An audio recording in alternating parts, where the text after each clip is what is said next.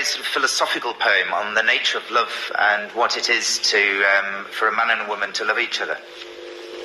So, Jaceyl dhiig lagu, qoray, has love been blood written? Has love been blood written? Has marrow yet been poured for it? A person peeled the skin from their back or ribs? Has expression of this been offered in flesh? Cut from the cheeks, has blood extracted, its colour still red, uncoagulated, been scooped from the arteries, poured into a milk vessel? Have two people offered it, one to the other, as they would fresh milk? Have they shared it happily?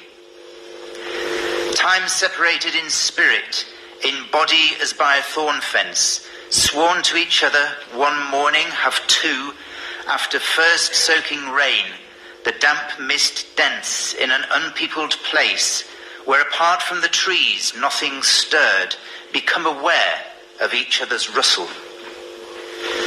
Did that true meeting seem a vision to them, brought by love's plight or its mirage, from time to time as if suddenly waking out of a dream?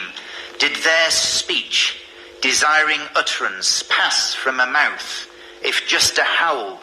Did words elude them? Was the situation soured by this?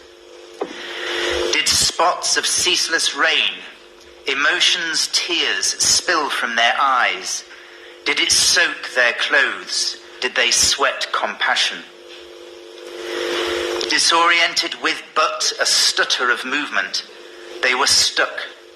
Each time a word, no link with others, lacking substance, limped out alone. Was it 10 days later their tongue and palate found strength for it? But they are born for success. Of equal standing, parted for so long, did they greet one another?